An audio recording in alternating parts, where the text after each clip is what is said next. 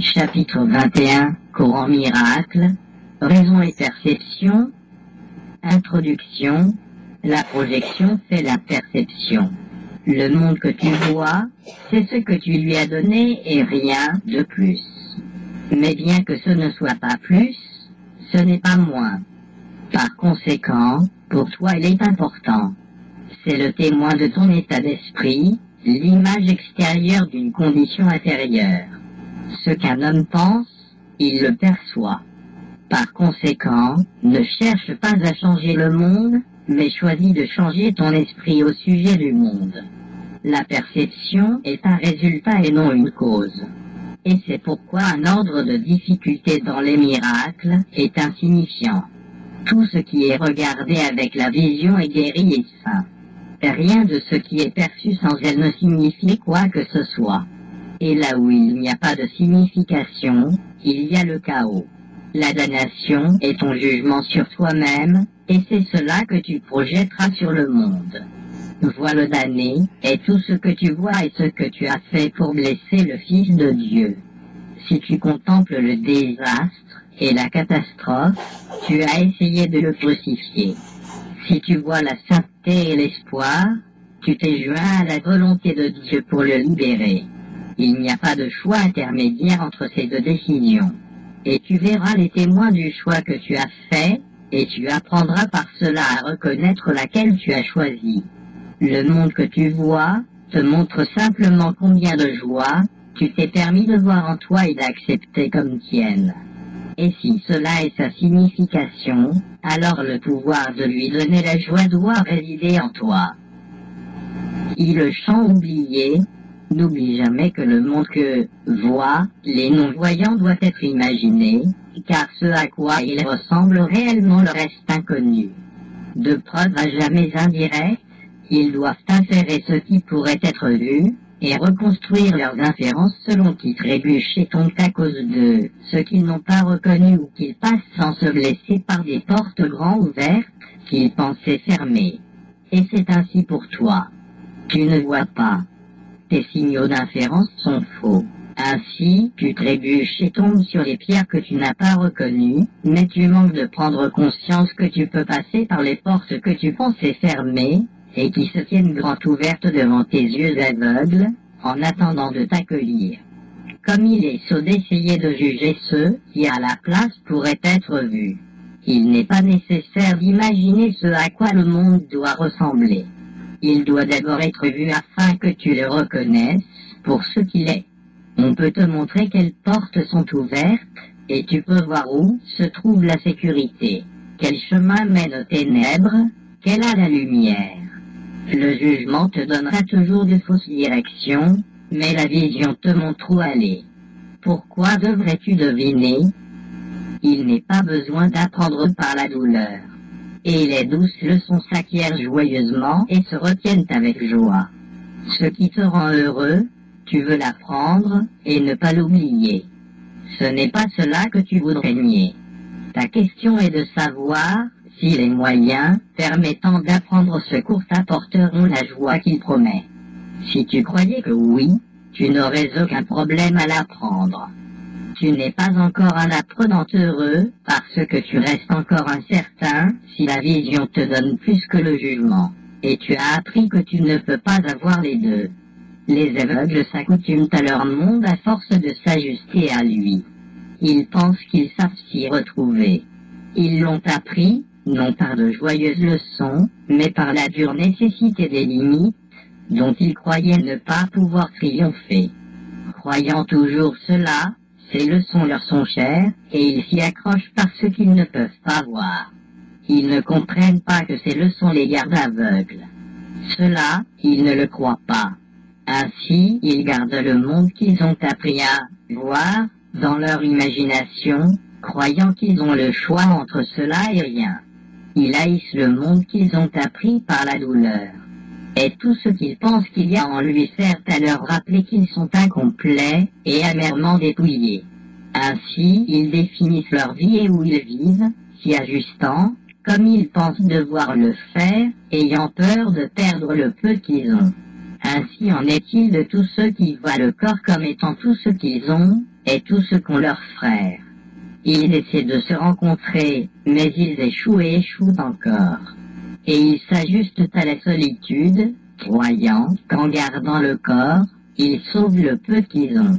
Écoute et tâche de penser si tu te souviens de ce dont nous allons parler maintenant. Écoute, tu saisis, peut-être comme une allusion à un état ancien, pas tout à fait oublié. Vague, peut-être, mais aussi étrangement familier, comme une chanson dont le nom est depuis longtemps oublié, et les circonstances dans lesquelles tu l'as entendu complètement effacées de ta mémoire. Ce n'est pas tout le chant qui t'est resté, mais seulement un petit brin de mélodie, qui ne se rattache ni à une personne ni à un lieu, ni à rien de particulier. Mais cette petite partie suffit pour que tu te souviennes combien ce chant était beau, comme le cadre dans lequel tu l'as entendu était merveilleux, et combien tu aimais ceux qui étaient là et l'écoutaient avec toi. Les notes ne sont rien. Pourtant, tu les as gardées en toi, pas pour elles-mêmes, mais comme le doux souvenir de ce qui te ferait pleurer si tu te souvenais combien cela t'était cher. Tu pourrais te souvenir, pourtant tu as peur, croyant que tu perdrais le monde que tu as appris depuis. Et pourtant, tu sais qu'il n'y a rien dans le monde que tu as appris qui te soit même moitié moins cher que cela. Écoute et vois si tu te souviens d'un chant ancien que tu connaissais, il y a si longtemps, et qui t'était plus cher que toutes les mélodies que tu t'es enseigné à chérir depuis.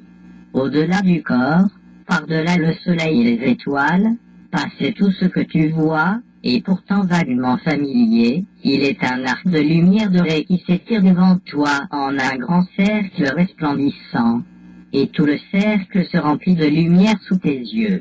Les bords du cercle disparaissent, et ce qui est à l'intérieur n'est plus du tout contenu. La lumière s'étend et recouvre tout, allant jusqu'à l'infini et brillant à jamais, sans rupture, ni limite nulle part. À l'intérieur, tout est joint en parfaite continuité. Il n'est pas possible non plus d'imaginer qu'il pourrait y avoir quoi que ce soit à l'extérieur, car nulle part, cette lumière n'est pas. Telle est la vision du Fils de Dieu, et tu le connais bien. Telle est la vue de celui qui connaît son Père. Telle est la mémoire de ce que tu es, une partie de cela, avec tout cela en dedans et joint au tout aussi sûrement que tout est joint en toi. Accepte la vision qui peut te montrer cela, et non le corps. Tu connais ce chant ancien, et le connais bien. Rien ne te sera jamais aussi cher que cet ancien hymne d'amour que le Fils de Dieu chante encore à son Père. Et maintenant les aveugles peuvent voir, car ce même chant qu'ils chantent en l'honneur de leur Créateur fait aussi leur éloge. L'aveuglement qu'ils ont fait ne résistera pas à la mémoire de ce chant. Et ils contempleront la vision du Fils de Dieu en se rappelant qui est celui qu'ils chantent. Qu'est-ce qu'un miracle, si ce n'est se souvenir? Et qui est sans qui ce souvenir n'est pas? La lumière en a seule le réveil en tous. Et quand tu la vois en ton frère, c'est pour tout ce que tu te souviens. Qui la responsabilité de la vue? Nous avons dit maintes fois, comme il t'est peu demandé pour apprendre ce cours. C'est le même petit désir dont tu as besoin pour que ta relation, tout entière, soit transformée en joie. Le petit don que tu offres au Saint-Esprit pour lequel il te donne tout. Le tout petit peu sur lequel repose le salut. Le minuscule changement d'esprit par lequel la crucifixion est changée en résurrection. Étant vrai, il est si simple qu'il ne peut manquer d'être compris complètement. Rejeter, si, mais pas ambigu. Si tu choisis maintenant de le rejeter, ce ne sera pas parce qu'il est obscur, mais plutôt parce que ce petit coup, à ton jugement, semble être au pas payé pour la paix. C'est la seule chose que tu aies besoin de faire pour que la vision, le bonheur, la délivrance de la douleur, et l'évasion complète hors du péché, te soient tous donnés. Ne dis que ceci, mais en le pensant vraiment et sans réserve, car là réside le pouvoir du salut. Je suis responsable de ce que je vois. Je choisis les sentiments que j'éprouve, et je décide quel but je voudrais atteindre. Et tout ce qui semble m'arriver, je le demande, et je reçois comme j'ai demandé. Ne t'y trompe plus, tu n'es pas impuissant devant ce qui t'est fait. Reconnais seulement que tu as fait erreur, et tous les effets de tes erreurs disparaîtront. Il est impossible que le Fils de Dieu soit simplement poussé par des événements qui lui sont extérieurs. Il est impossible que les choses qui lui arrivent ne soient pas de son choix. Son pouvoir de décision est le déterminant de chaque situation dans laquelle il semble se trouver par chance ou par accident. Ni l'accident ni la chance ne sont possibles dans l'univers tel que Dieu l'a créé, en dehors duquel il n'y a rien. Souffre, et tu as décidé que le péché était ton but. Sois heureux, et tu as remis le pouvoir de décision à celui qui doit choisir Dieu pour toi. C'est le petit don que tu offres au Saint-Esprit, et même cela, il te le donne à donner à toi-même. Car par ce don, t'est donné le pouvoir de délivrer ton Sauveur, afin qu'il te donne le salut. Cette petite offrande, donc, ne la fais pas à contre-cœur. Retiens-la, et tu gardes le monde, tel que tu le vois maintenant. Donne-la, et tout ce que tu vois part avec elle. Jamais autant ne fut donné pour si peu. C'est dans l'instant saint que cet échange s'effectue et se perpétue. Là, le monde que tu ne veux pas est porté à celui que tu veux. Là, celui que tu veux t'est donné parce que tu le veux. Or, pour cela, il faut d'abord que tu reconnaisses le pouvoir de vouloir. Tu dois en accepter la force et non la faiblesse. Tu dois percevoir que ce qui est assez fort pour faire un monde peut en lâcher prise, et peut accepter la correction, s'il est désireux de voir qu'il faisait erreur. Le monde que tu vois n'est que le vain témoin que tu avais raison. Ce témoin est un sale. Tu l'as entraîné dans son témoignage, et comme il te le redonnait, tu l'as écouté, et tu t'es convaincu que ce qu'il avait vu était vrai. Tu t'es fait cela à toi-même. Ne vois que cela et tu verras aussi comme est circulaire le raisonnement sur lequel ton voir est basé. Cela ne t'a pas été donné. C'est le don que tu as fait à toi-même et à ton frère. Sois donc désireux qu'il lui soit enlevé et remplacé par la vérité. Et comme tu regarderas le changement en lui, il te sera donné de le voir en toi-même. Tu ne vois peut-être pas le besoin pour toi de faire cette petite offrande. Regarde donc de plus près ce qu'elle est. Et puis, tout simplement, vois en elle l'échange tout entier de la séparation contre le salut. Tout ce qu'elle égaux, c'est l'idée qu'il est possible que des choses puissent arriver au Fils de Dieu sans sa volonté, et donc sans la volonté de son Créateur, dont la volonté ne peut pas être séparée de la sienne. Voilà par quoi le Fils de Dieu a remplacé sa volonté, une folle révolte contre ce qui doit être à jamais. C'est l'affirmation qu'il a le pouvoir de rendre Dieu impuissant et ainsi de le prendre pour lui-même et de se laisser lui-même sans ce que Dieu a voulu pour lui. C'est cette idée folle que tu as enchâssée sur tes autels et que tu vénères. Et tout ce qui menace cela semble être une attaque contre ta foi, car elle est investie là. Ne pense pas que tu es sans foi, car ta croyance et ta confiance en cela sont certes grandes. Le Saint-Esprit peut te donner la foi en la sainteté et la vision pour la voir assez facilement. Mais tu n'as pas laissé ouvert et inoccupé l'autel où ces dons ont leur place. Là où ils devraient être, tu as installé tes idoles à autre chose. À cette autre volonté qui semble te dire ce qui doit arriver, tu donnes réalité.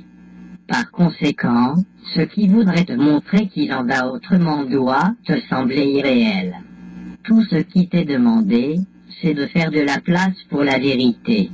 Il ne t'est pas demandé de faire ce qui est au-delà de ta compréhension. Tout ce qui t'est demandé de faire, c'est de la laisser entrer, et arrêter seulement de faire interférence avec ce qui arrivera de toi-même. Simplement de reconnaître à nouveau la présence de ce dont tu pensais être des parties. Sois désireux, pour un instant, de laisser tes hôtels libres de ce que tu y as placé, et tu ne pourras manquer de voir ce qui est réellement là.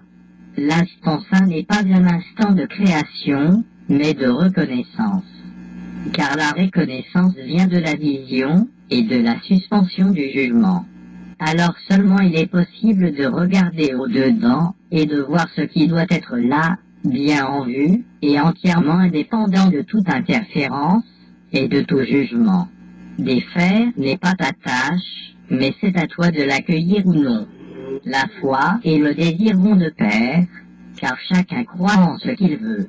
Nous avons déjà dit que c'est en prenant ses souhaits pour la réalité que l'ego s'occupe de ce qu'il veut, pour le rendre vrai. Il n'est pas de meilleure démonstration du pouvoir de vouloir, et donc de la foi, que de faire paraître ces buts réels et possibles.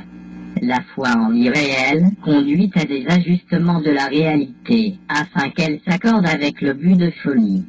Le but de péché induit la perception d'un monde apeurant pour justifier son but. Ce que tu désires, tu le verras. Et si sa réalité est fausse, tu la soutiendras en ne te rendant pas compte de tous les ajustements que tu y as introduits pour le rendre tel qu'il est. Quand la vision est niée, la confusion entre cause et effet devient inévitable. Le but devient alors de garder obscure la cause de l'effet et de faire en sorte que l'effet paraisse être une cause. Cette apparente indépendance de l'effet lui permet d'être considéré comme tenant de lui-même et capable de servir de cause à des événements et à des sentiments que son faiseur pense qu'il cause. Nous avons parlé plutôt de ton désir de créer ton propre créateur et d'être pour lui un père et non un fils. Il s'agit ici du même désir. Le fils est l'effet qui voudrait nier sa cause. Ainsi, il semble être la cause qui produit des effets réels. Rien ne peut avoir d'effet sans cause. Et si tu confonds les deux, c'est simplement que tu ne comprends ni l'un ni l'autre. Autant que de reconnaître que tu as fait le monde que tu vois, il est nécessaire que tu reconnaisses que tu ne t'es pas créé toi-même. C'est la même erreur. Rien n'a la moindre influence sur toi de ce que ton créateur n'a pas créé. Si tu penses que ce que tu as fait peut te dire ce que tu vois et ressens, et si tu mets ta foi en son aptitude à le faire, alors tu nies ton créateur, et tu crois que tu t'es fait toi-même.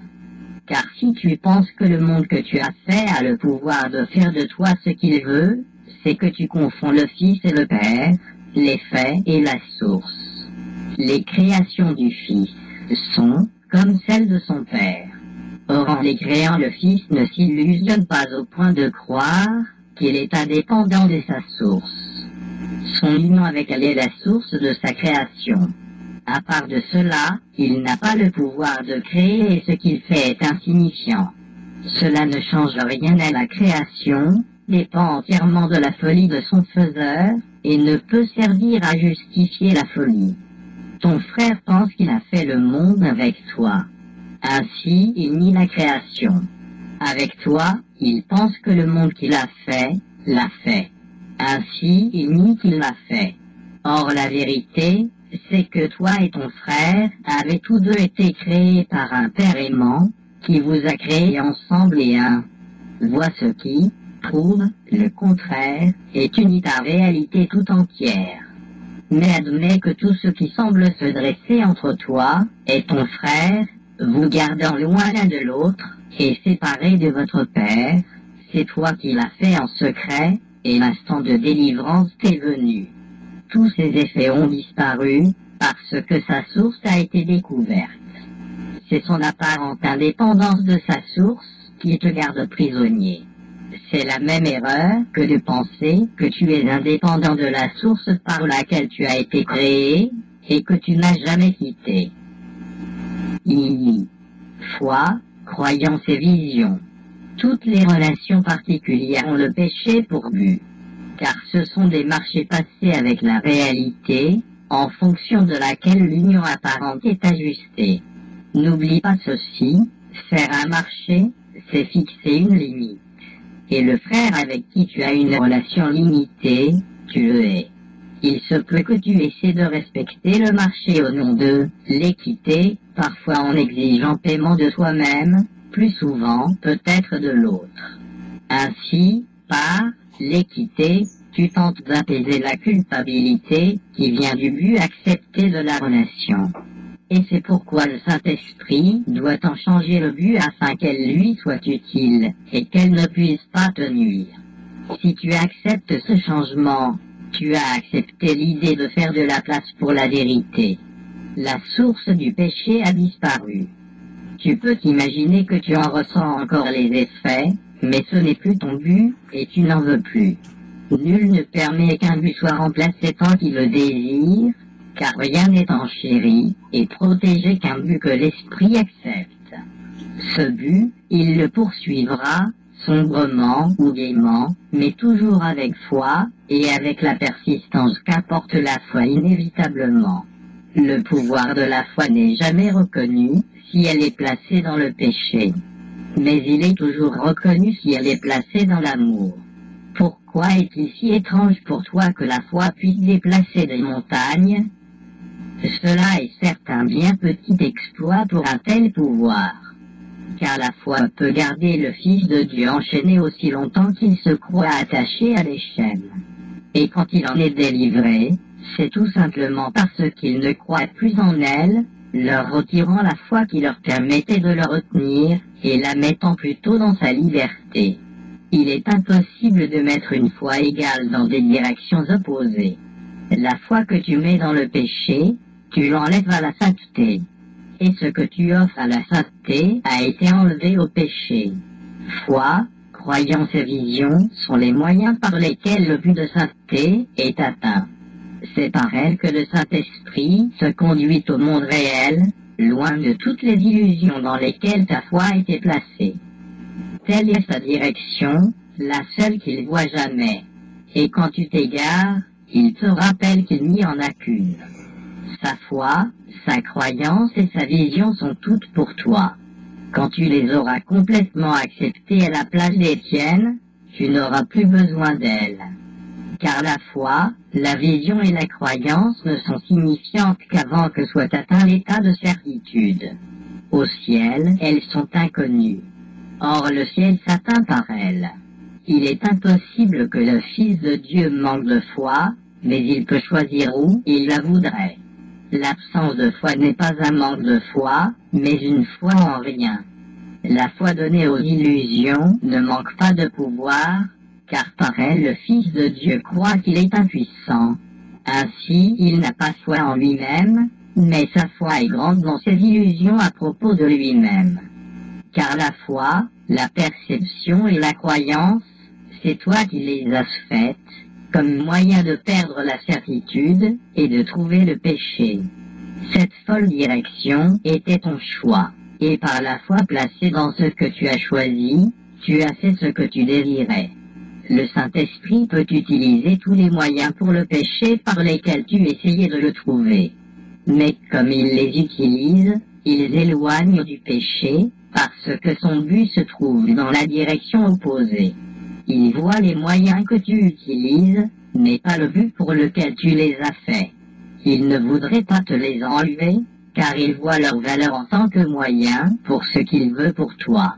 Tu as fait la perception afin de pouvoir choisir parmi tes frères et chercher le péché avec eux. Le Saint-Esprit voit la perception comme un moyen de t'enseigner que la vision d'une relation sainte est tout ce que tu veux voir. Alors tu donneras ta foi à la sainteté, la désirant et croyant en elle à cause de ton désir. La foi et la croyance sont maintenant reliées à la vision, et tous les moyens qui servaient au péché sont redirigés vers la sainteté. Car ce que tu penses être péché est l'imitation, et celui que tu essaies de limiter au corps, tu le hais parce que tu le crains. Par ton refus de lui pardonner, tu voudrais le condamner au corps, parce que les moyens pour le péché te sont chers. Ainsi le corps a ta foi et ta croyance. Mais la sainteté libérerait ton frère, en enlevant la haine, en enlevant la peur, non pas comme un symptôme, mais à la source. Ceux qui voudraient libérer leur frère du corps ne peuvent avoir aucune peur. Ils ont renoncé aux moyens pour le péché en choisissant de laisser leurs limitations leur être enlevées. Comme ils désirent voir leurs frères dans la sainteté, le pouvoir de leur croyance et de leur foi voit bien au-delà du corps, soutenant la vision et n'y faisant pas obstacle. Mais d'abord, ils ont choisi de reconnaître combien leur foi avait limité leur compréhension du monde, désirant placer son pouvoir ailleurs, si un autre point de vue leur était donné. Les miracles qui suivent cette décision naissent aussi de la foi. Car la vision est donnée à tous ceux qui choisissent de détourner leur regard du péché, et ils sont conduits à la sainteté. Ceux qui croient dans le péché doivent penser que le Saint-Esprit exige un sacrifice, car c'est ainsi qu'ils pensent que leur but s'accomplit. Frères, le Saint-Esprit connaît que le sacrifice n'apporte rien. Il ne fait pas de marché. Et si tu cherches à le limiter, tu le haïras parce que tu as peur. Le don qu'il t'a fait est plus que tout ce qui se trouve de ce côté-ci du ciel. L'instant où tu le reconnais est proche. Joins ta conscience à ce qui a déjà été joint. La foi que tu donnes à ton frère peut accomplir cela. Car celui qui aime le monde le voit pour toi, sans la moindre tache de péché, et dans l'innocence qui en rend la vue aussi belle que le ciel. Ta foi dans le sacrifice lui a donné un grand pouvoir à tes yeux, sauf que tu ne te rends pas compte qu'à cause de cela, tu ne peux pas voir. Car le sacrifice doit être exigé d'un corps, et par un autre corps. L'esprit ne pourrait ni le demander, ni le recevoir de lui-même. Pas plus que le corps. L'intention est dans l'esprit, qui essaie d'utiliser le corps pour mettre en œuvre les moyens pour le péché dans lesquels l'esprit croit. Ainsi la jonction de l'esprit et du corps est une croyance à laquelle ne peuvent échapper ceux qui estiment le péché. Et ainsi le sacrifice est invariablement un moyen pour l'imiter, et donc pour haïr. Penses-tu que le Saint-Esprit se soucie de cela? Il ne donne pas ce dont il a pour but de t'éloigner. Tu penses qu'il voudrait te priver pour ton bien. Mais bien et privation sont des opposés qui ne peuvent se joindre en aucune façon de manière signifiante. C'est comme dire que la lune et le soleil ne font qu'un parce qu'ils viennent avec la nuit et le jour, et qu'ils doivent donc être joints. Or la vue de l'un est signe simplement que l'autre a disparu de la vue. Il n'est pas possible non plus que ce qui donne la lumière fasse un avec ce qui dépend des ténèbres pour être vu. Aucun des deux n'exige le sacrifice de l'autre.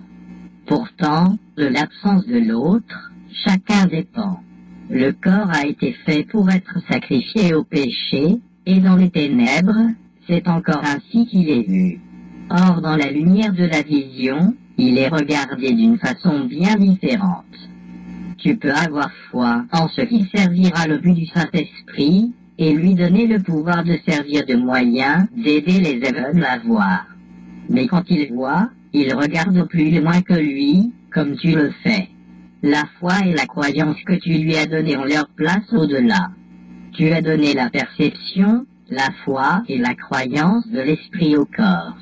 Laisse-les maintenant être redonnés à ceux qui les a produits, et peut encore les utiliser pour se sauver de ce qu'il a fait. Il est la peur de regarder au-dedans. Jamais le Saint-Esprit ne t'enseignera que tu es pécheur. Les erreurs, il les corrigera, mais cela ne fait peur à personne. Tu as certes peur de regarder au-dedans et de voir le péché que tu penses y trouver. Cela, tu n'aurais pas peur de l'admettre. La peur en association avec le péché, l'ego l'estime tout à fait appropriée, et il approuve avec un sourire. Il n'a pas peur de te laisser avoir honte. Il ne doute pas de ta croyance et de ta foi dans le péché. Ses temples ne tremblent pas à cause de cela. Ta croyance que le péché est là témoigne simplement de ton désir qu'il soit là pour que tu le vois. Cela semble seulement être la source de la peur. Rappelle-toi que l'ego n'est pas seul. Son règne est tempéré et son ennemi inconnu, qu'il ne peut même pas voir, il le craint. Très fort, l'ego te dit de ne pas regarder au-dedans, Car si tu le fais, ton regard se posera sur le péché et Dieu te frappera de cécité. Tu crois cela et ainsi tu ne regardes pas. Or cela n'est pas la peur cachée de l'ego, ni la tienne, soit qui le sert. Très fort, certes, l'ego clame que se leste, trop fort et trop souvent.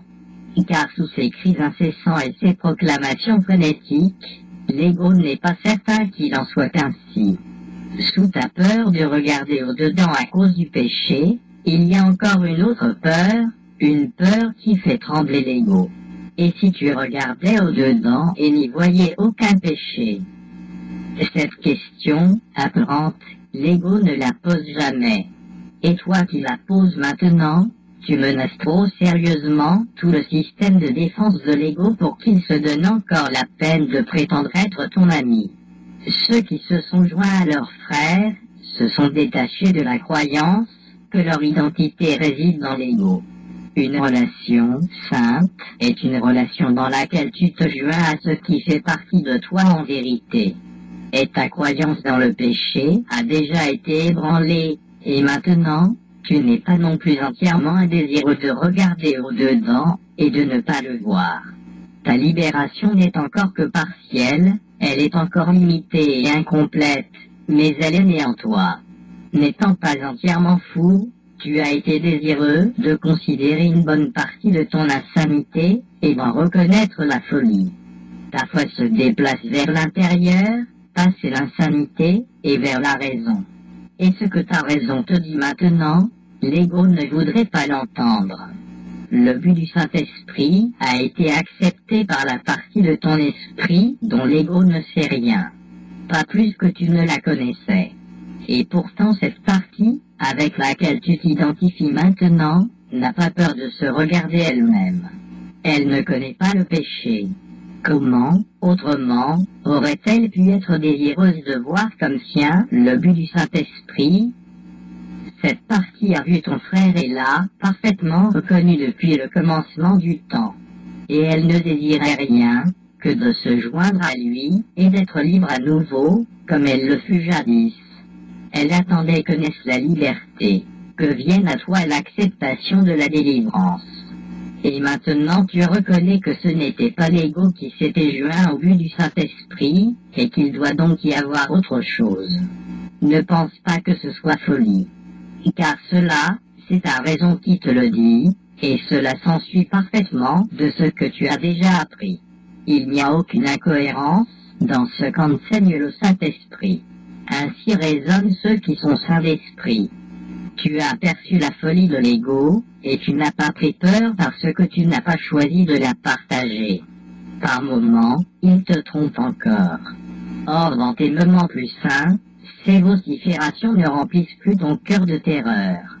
Car tu t'es rendu compte que tous les dons qu'il t'enlèverait, rendu furieux par ton désir, présomptueux, de regarder au-dedans, tu n'en veux pas. Il reste bien quelques breloques qui semblent encore briller et attirer ton regard. Or tu ne vendrais pas le ciel pour les avoir. Et maintenant l'ego a peur.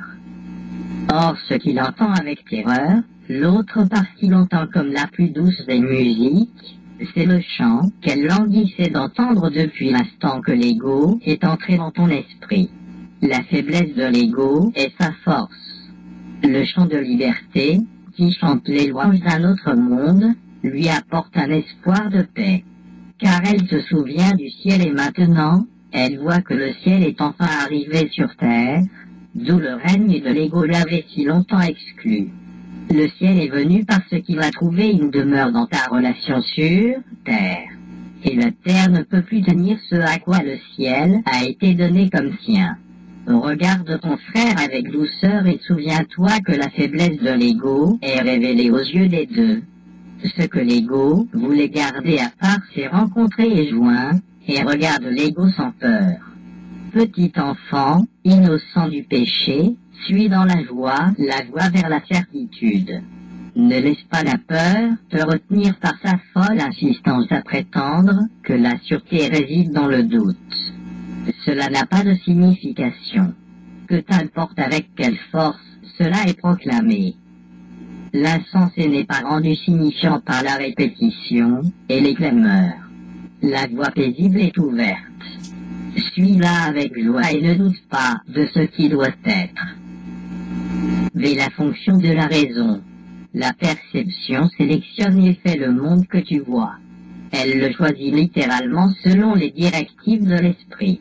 Les lois tiendraient peut-être de taille, de forme et de clarté si toutes choses étaient égales par ailleurs. Elles ne sont pas égales. Car les chances sont bien plus grandes que tu découvres ce que tu cherches plutôt que ce sur quoi tu préfères passer. La voie pour Dieu, doux et léger murmure, n'est pas noyée dans tous les cris éraillés et les hurlements insensés de l'ego pour ceux qui veulent entendre. La perception est un choix et non un fait.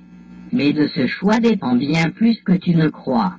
Car de la voix que tu choisis d'entendre et des vues que tu choisis de voir, toute ta croyance en ce que tu es dépend entièrement. La perception ne témoigne que de cela et jamais de la réalité. Or elle peut te montrer les conditions dans lesquelles la conscience de la réalité est possible, ou celles où elle ne pourrait jamais être. La réalité n'a pas besoin de ta coopération pour être elle-même. Mais la conscience que tu en as a besoin de ton aide, parce que c'est ton choix. Écoute ce que dit l'ego, vois ce qu'il te dicte de voir, et il est sûr que tu te verras minuscule, vulnérable et apeuré. Tu feras l'expérience de la dépression, de sentiments de nullité, d'impermanence et d'irréalité. Tu croiras que tu es la proie impuissante de forces qui sont bien au-delà de ton contrôle, et bien plus puissantes que toi. Et tu penseras que le monde que tu as fait dirige ta destinée. Car telle sera ta foi. Mais ne crois jamais que parce que c'est ta foi, c'est ce qui fait la réalité.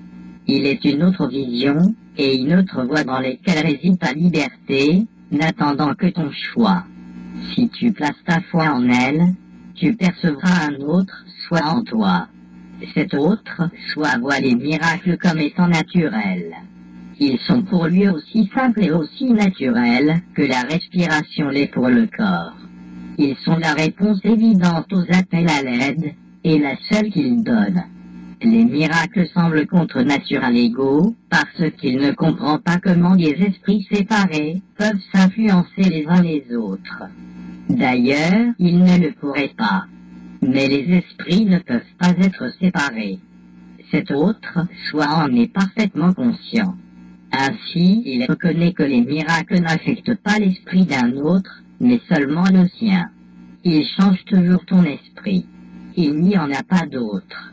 Tu ne te rends pas compte à quel point l'idée de séparation a interféré avec la raison.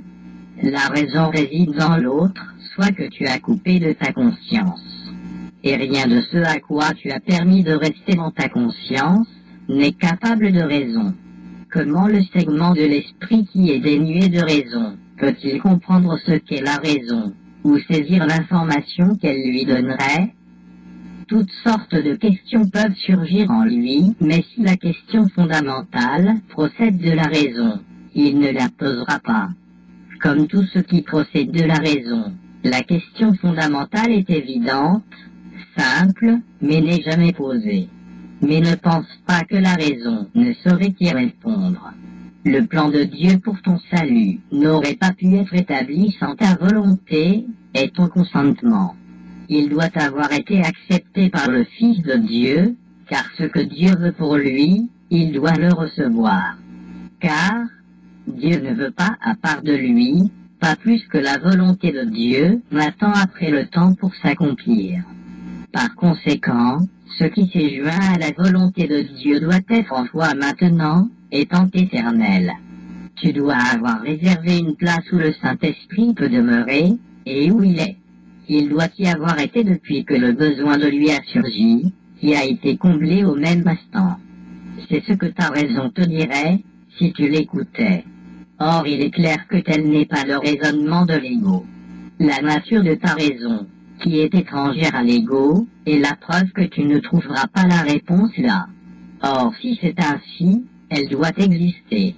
Et si elle existe pour toi, et qu'elle a ta liberté pour lui donner, Tu dois être libre de la trouver. Le plan de Dieu est simple, jamais circulaire, jamais ne vise à son propre échec. Il n'a pas d'autre pensée que l'extension de soi, et en cela, ta volonté doit être incluse. Ainsi, il doit y avoir une partie de toi qui connaît sa volonté, et la partage. Il n'est pas signifiant de demander si ce qui doit être est. Mais il est signifiant de demander pourquoi tu es inconscient de ce qui est, car à cela, il doit y avoir une réponse si le plan de Dieu pour ton salut est complet. Et il doit être complet parce que sa source ne connaît pas l'incomplétude. Où la réponse pourrait-elle se trouver, sinon dans la source? Et où es-tu, toi, sinon là où se trouve cette même réponse? Ton identité, qui est autant que la réponse, un véritable effet de cette même source, doit donc être ensemble et la même. Oh, oui, tu connais cela, et plus que cela seul. Or n'importe quelle partie de la connaissance est une aussi grande menace pour la dissociation que la connaissance tout entière. Et elle viendra tout entière avec n'importe quelle partie. Voici la partie que tu peux accepter. Ce que la raison t'indique, tu peux le voir parce que les témoignages en son nom sont clairs. Seuls ceux qui sont totalement insanes peuvent ne pas en tenir compte, et tu as dépassé ce stade. La raison en soi est un moyen qui sert le but du Saint-Esprit. Elle n'est pas réinterprétée et redirigée à partir du but de péché comme le sont les autres. Car la raison est au-delà de l'éventail de moyens de l'ego. La foi, la perception et la croyance peuvent être mal placées et servir les besoins du grand trompeur aussi bien que la vérité. Mais la raison n'a pas du tout sa place dans la folie, pas plus qu'elle ne peut être ajustée pour convenir à cette fin. La foi et la croyance sont grandes dans la folie, qui guide la perception vers ce à quoi l'esprit a accordé de la valeur. Mais la raison n'y entre pas du tout, car la perception s'effondrerait aussitôt si la raison était appliquée. Il n'y a pas de raison dans l'insanité, car elle dépend entièrement de l'absence de raison. L'ego ne l'utilise jamais, parce qu'il ne se rend pas compte qu'elle existe. Ceux qui sont partiellement insanes y ont accès, et ils sont les seuls à en avoir besoin. La connaissance ne dépend pas d'elle, et la folie l'exclut. La partie de l'esprit où réside la raison fut consacrée, par ta volonté en union avec celle de ton Père, au défaire de l'insanité. C'est là que le but du Saint-Esprit fut accepté et accompli tout à la fois. La raison est étrangère à l'insanité, et ceux qui l'utilisent ont gagné un moyen qui ne peut pas être appliqué au péché. La connaissance est bien au-delà de l'atteignable. Mais la raison peut servir à ouvrir les portes que tu lui as fermées. Tu es venu tout près de cela. Ta foi et ta croyance ont tourné, et tu as posé la question que l'ego ne posera jamais. Est-ce que ta raison ne te dit pas, maintenant que la question a dû venir de quelque chose que tu ne connais pas, mais qui doit t'appartenir? La foi et la croyance, soutenues par la raison, ne peuvent manquer de conduire à une perception changée. Et c'est dans ce changement que place est faite à la vision. La vision s'étend au-delà d'elle-même, de même que le but qu'elle sert, et tous les moyens pour son accomplissement. Vie. Raison versus folie. La raison ne peut voir le péché, mais peut voir les erreurs, et mène à leur correction. Ce n'est pas à elle qu'elle accorde de la valeur, mais à leur correction. La raison te dira aussi que lorsque tu penses pécher, tu appelles à l'aide. Or, si tu n'acceptes pas l'aide que tu demandes, tu ne croiras pas qu'il t'appartient de la donner. Et tu ne la donneras pas, gardant ainsi ta croyance. Car les erreurs incorrigées de toutes sortes se trompent sur le pouvoir de correction qui est en toi. S'il peut corriger, et que tu ne lui permets pas de le faire, tu le nies à toi-même et à ton frère. Et s'il partage cette même croyance, vous penserez tous les deux que vous êtes damnés. Tu pourrais lui épargner cela, ainsi qu'à toi-même. Car la raison ne saurait faire place à la correction en toi seul. La correction ne peut être acceptée ni refusée par toi sans ton frère. Le péché soutient que cela est possible. Or la raison te dit que tu ne peux pas voir ton frère, ou toi-même comme pécheur, tout en percevant l'autre comme innocent.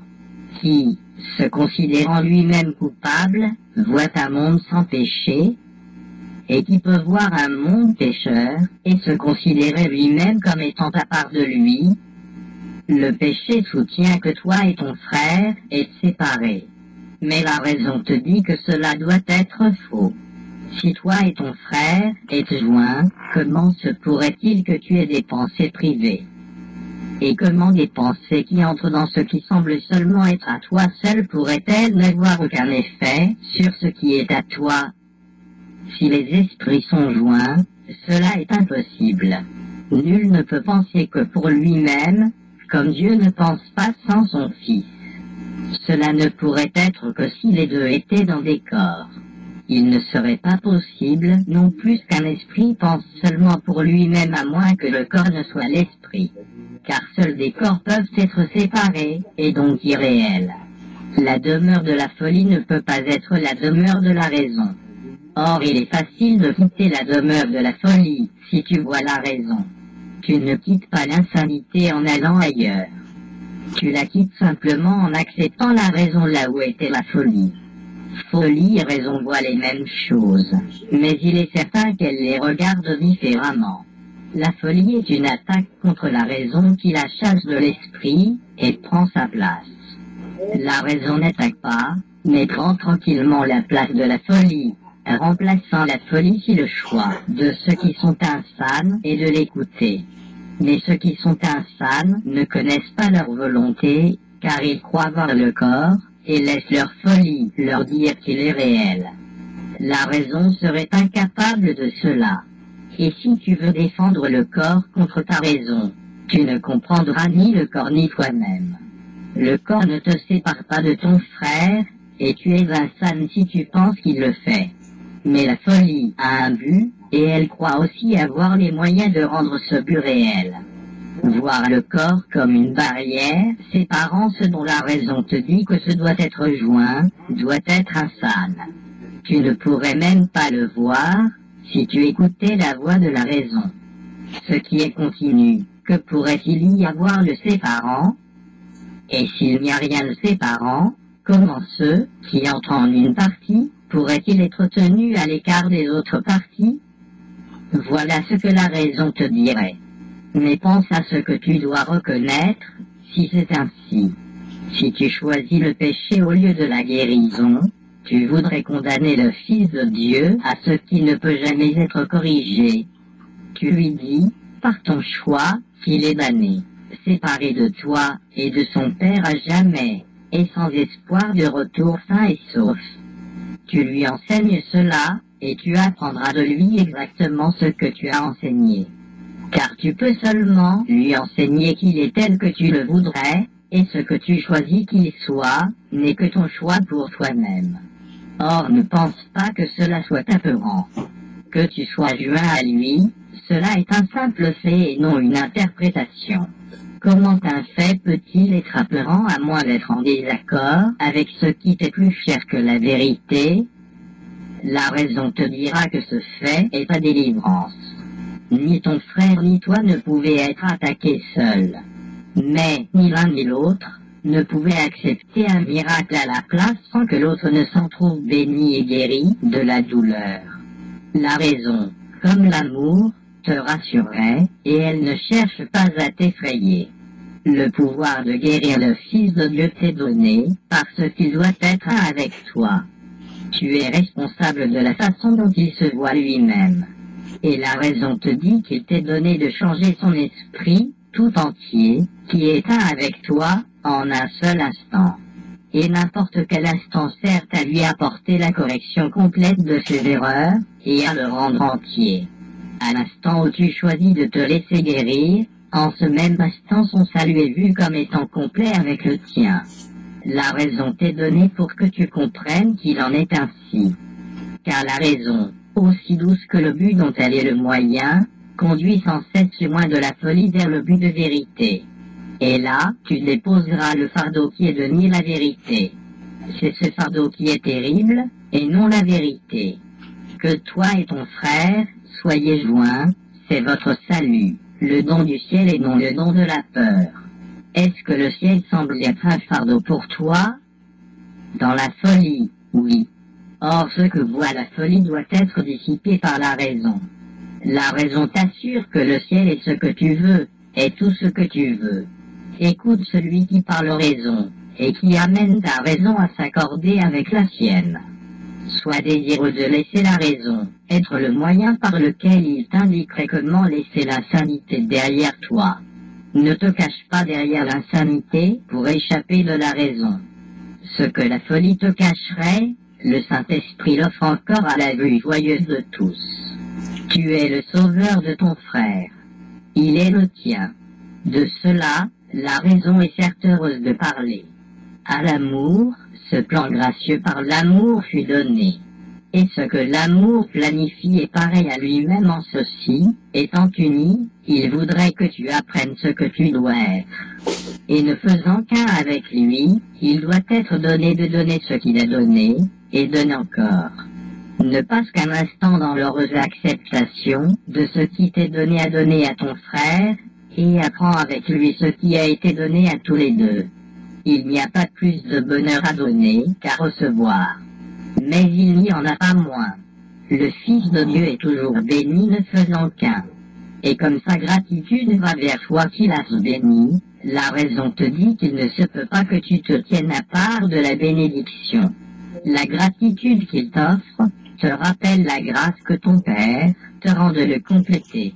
Mais si seulement la raison te dit que tu peux comprendre ce que tu dois être.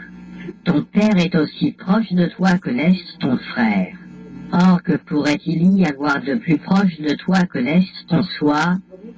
Le pouvoir que tu as sur le Fils de Dieu n'est pas une menace pour sa réalité. Il ne fait que l'attester.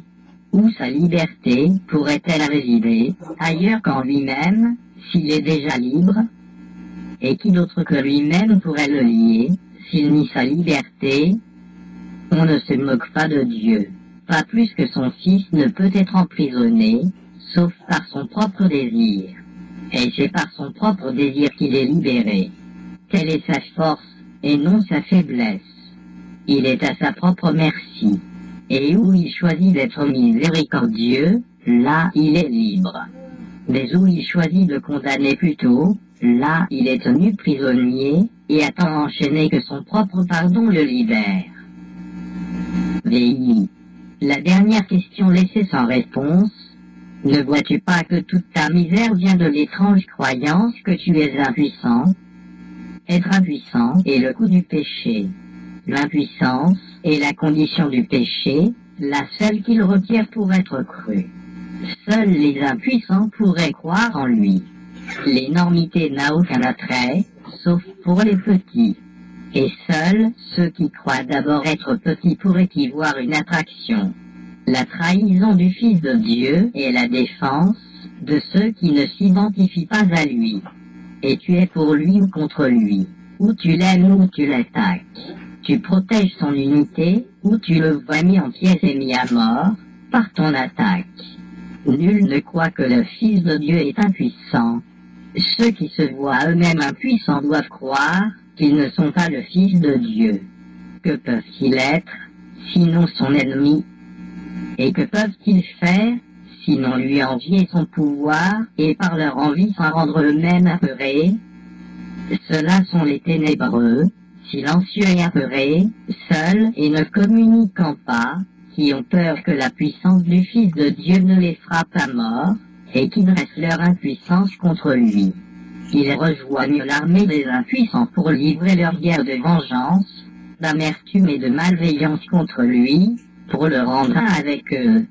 Parce qu'ils ne connaissent pas qu'ils sont un avec lui, ils ne savent pas qui ils haïssent. Ils forment certes une bien triste armée, chacun aussi susceptible d'attaquer son frère, ou de se retourner contre lui-même que de se souvenir qu'il pensait avoir une cause commune. Frénétique, bruyant et fort, ainsi semblent être les ténébreux. Or ils ne connaissent pas leur ennemi, sauf qu'ils le haïssent. Dans la haine, ils se sont rassemblés, mais sans se joindre les uns aux autres. Car s'ils l'avaient fait, la haine serait impossible. L'armée des impuissants doit être démontée en présence de la force. Ceux qui sont forts ne sont jamais traîtres, parce qu'ils n'ont aucun besoin de rêver de pouvoir, ni de passer du rêve à l'acte. Comment une armée agirait-elle en rêve? N'importe comment. On pourrait l'avoir attaqué n'importe qui avec n'importe quoi. De raison, il n'y en a pas dans les rêves. Une fleur se change en épée empoisonnée, un enfant devient un géant, et une souris rugit comme un lion. Et l'amour est tourné en haine, tout aussi facilement. Ceci n'est pas une armée, mais une maison de fous. Ce qui semble être une attaque planifiée est un chahut. L'armée des impuissants est faible en effet. Elle n'a pas d'armée, pas d'ennemis. Bien sûr, elle peut envahir le monde et chercher un ennemi. Mais elle ne peut jamais trouver ce qui n'est pas là. Bien sûr, elle peut rêver qu'elle a trouvé un ennemi, mais cela changera alors même qu'elle attaque, de sorte qu'elle courra aussitôt, sans chercher un autre, sans jamais arriver à se reposer dans la victoire. Et tout en courant, elle se retourne contre elle-même, pensant avoir entrevu le grand ennemi qui échappe toujours à son attaque meurtrière en se changeant en quelque chose d'autre. Comme cet ennemi paraît traître, qui change tellement qu'il est même impossible de le reconnaître. Or la haine doit avoir une cible. Il ne peut y avoir de foi dans le péché sans un ennemi. Qui, croyant dans le péché, oserait croire qu'il n'a pas d'ennemi? Pourrait-il admettre que personne ne l'a rendu impuissant? La raison lui enjoindrait sûrement de ne plus chercher ce qui ne peut être trouvé. Or il doit d'abord être désireux de percevoir un monde où il n'est pas. Il n'est pas nécessaire qu'il comprenne comment il peut le voir. Et il ne devrait pas essayer. Car s'il se concentre sur ce qu'il ne peut comprendre, il ne fera qu'accentuer son impuissance, et laisser le péché lui dire que son ennemi doit être lui-même. Mais qu'il se pose seulement ces questions, sur lesquelles il doit se décider, et cela sera fait pour lui. Est-ce que je désire un monde que je gouverne plutôt qu'un monde qui me gouverne? Est-ce que je désire un monde où je suis puissant plutôt qu'impuissant? Est-ce que je désire un monde dans lequel je n'ai pas d'ennemi et ne peux pécher? Et est-ce que je veux voir ce que j'ai nié parce que c'est la vérité? Tu as peut-être déjà répondu aux 3 premières questions, mais pas encore à la dernière. Car celle-là semble encore apparente et différente des autres. Or la raison t'assurerait qu'elles sont toutes les mêmes. Nous avons dit que cette année ferait ressortir l'identité des choses qui sont identiques. Cette ultime question, qui est en effet la dernière sur laquelle tu auras besoin de te décider, semble encore contenir une menace que les autres ont perdue pour toi. Et cette différence imaginaire atteste ta croyance que la vérité est peut-être l'ennemi qu'il te reste à trouver. Là donc semblerait être ton dernier espoir de trouver le péché et de ne pas accepter le pouvoir. N'oublie pas que le choix entre le péché et la vérité, l'impuissance et la puissance, c'est le choix entre l'attaque et la guérison. Car la guérison vient de la puissance et l'attaque de l'impuissance. Celui que tu attaques, tu ne peux pas vouloir le guérir. Et celui que tu voudrais voir guéri doit être celui que tu choisis pour être protégé contre l'attaque. Et cette décision, n'est-ce pas le choix entre le voir avec les yeux du corps et le laisser être révélé par la vision?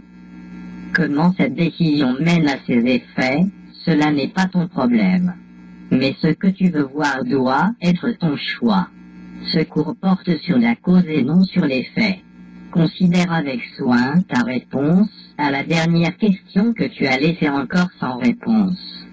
Puis laisse ta raison te dire qu'elle doit trouver réponse et qu'elle la trouve dans les 3 autres.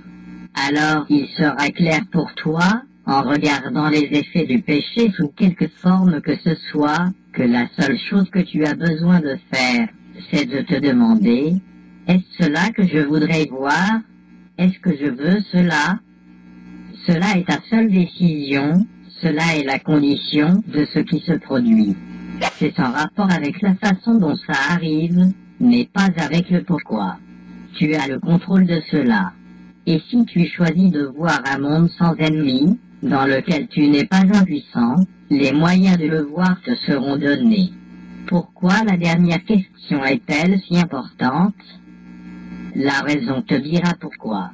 Elle est là, même que les trois autres, sauf dans le temps. Les autres sont des décisions sur lesquelles tu peux revenir, que tu peux prendre et reprendre. Mais la vérité est constante et suppose un état où les vacillements sont impossibles. Tu peux désirer un monde que tu gouvernes et qui ne te gouverne pas, puis changer d'esprit.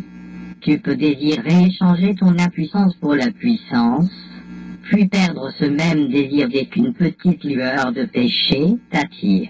Et tu peux vouloir voir un monde sans péché, puis laisser un ennemi te tenter d'utiliser les yeux du corps et changer ce que tu désires. Par le contenu, toutes ces questions sont les mêmes.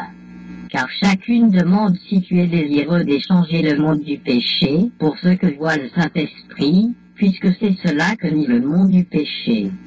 Par conséquent, ceux qui voient le péché voient le déni du monde réel. Or, la dernière question ajoute le souhait de constance à ton désir de voir le monde réel, de telle sorte que ce désir devienne le seul que tu es. En répondant « oui » à la dernière question, tu ajoutes la sincérité aux décisions que tu as déjà prises sur toutes les autres. Car alors seulement tu as renoncé à la possibilité de changer à nouveau d'esprit. Quand c'est cela que tu ne veux pas, les autres ont pleinement trouvé réponse. Pourquoi penses-tu que tu n'es pas sûr que les autres aient trouvé réponse? Si elles avaient leur réponse, serait-il nécessaire de les poser aussi souvent? Jusqu'à ce que la dernière décision ait été prise, la réponse est à la fois oui et non, car tu as répondu oui, sans percevoir que oui doit vouloir dire pas non. Nul ne décide d'aller contre son bonheur, mais il peut le faire s'il ne voit pas qu'il le fait. Et s'il voit son bonheur comme une chose toujours changeante, tantôt ceci et tantôt cela, et tantôt une ombre fugitive qui n'est attachée à rien, alors il décide d'aller contre lui. Un bonheur qui t'échappe, ou un bonheur aux formes changeantes qui varient selon le temps et le lieu. Cela est une illusion qui n'a pas de signification.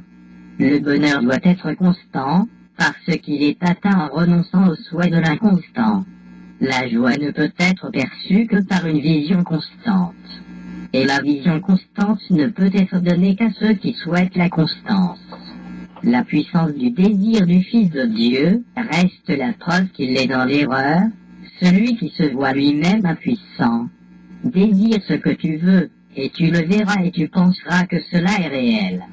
Il n'est pas une pensée qui n'ait le pouvoir de délivrer ou de tuer, et pas une qui puisse quitter l'esprit du penseur ou le laisser inaffecté. VII. Le changement intérieur. Est-ce donc que les pensées sont dangereuses? Pour les corps, oui. Les pensées qui semblent tuer sont celles qui enseignent au penseur qu'il peut être tué.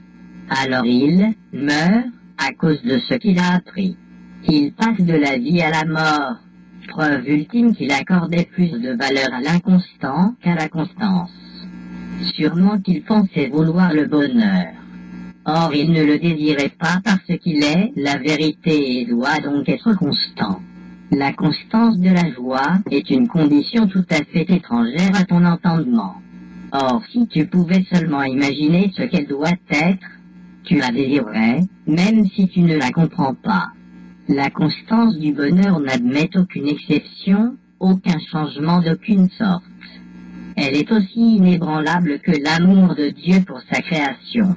Aussi sûr dans sa vision que son Créateur l'est dans ce qu'il connaît, le bonheur regarde tout et voit que c'est pareil. Il ne voit pas l'éphémère, car il désire que tout soit comme lui-même, et le voit ainsi.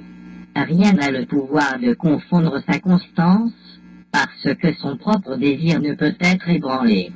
à ceux qui voient que la dernière question est nécessaire au reste, il vient aussi sûrement que la paix doit venir à ceux qui choisissent de guérir et de ne pas juger. La raison te dira que tu ne peux pas demander le bonheur inconstamment. Car si tu reçois ce que tu désires, et si le bonheur est constant, alors tu as seulement besoin de le demander une fois pour l'avoir toujours. Et si tu ne l'as pas toujours, étant ce qu'il est, tu ne l'as pas demandé. Car nul ne manque de demander ce qu'il désire, s'il croit qu'une chose offre quelque promesse du pouvoir de le donner. Il peut se tromper sur ce qu'il demande, où et à quoi. Or il demandera parce que le désir est une requête, une demande est faite par quelqu'un à qui Dieu lui-même ne manquera jamais de répondre. Dieu a déjà donné tout ce qu'il veut réellement. Or ce dont il est incertain, Dieu ne peut pas le donner. Car aussi longtemps qu'il reste incertain, il ne le désire pas, et le don de Dieu doit être incomplet à moins d'être reçu. Toi qui complètes la volonté de Dieu, et qui est son bonheur, dont la volonté est aussi puissante que la tienne, une puissance qui n'est pas perdue dans tes illusions, prends bien soin de réfléchir à la raison pour laquelle tu n'as pas décidé comment tu voudrais répondre à la dernière question. Ta réponse aux autres a permis de t'aider à être déjà partiellement sain d'esprit. Et pourtant, c'est la dernière qui demande réellement si tu es désireux de l'être entièrement. Qu'est-ce que l'instant saint, sinon l'appel que Dieu te fait à reconnaître ce qu'il t'a donné? Là est le grand appel à la raison, la prise de conscience de ce qui peut toujours être vu, le bonheur qui pourrait être tien pour toujours. Là est la paix constante que tu pourrais éprouver à jamais. Là t'est révélé ce que le déni a nié. Car là, la dernière question a déjà trouvé réponse, et ce que tu demandes t'est donné. Là est le futur maintenant, car le temps est impuissant à cause de ton désir, de ce qui ne changera jamais. Car tu as demandé que rien ne se dresse entre la sainteté de ta relation, et la conscience que tu as de sa sainteté.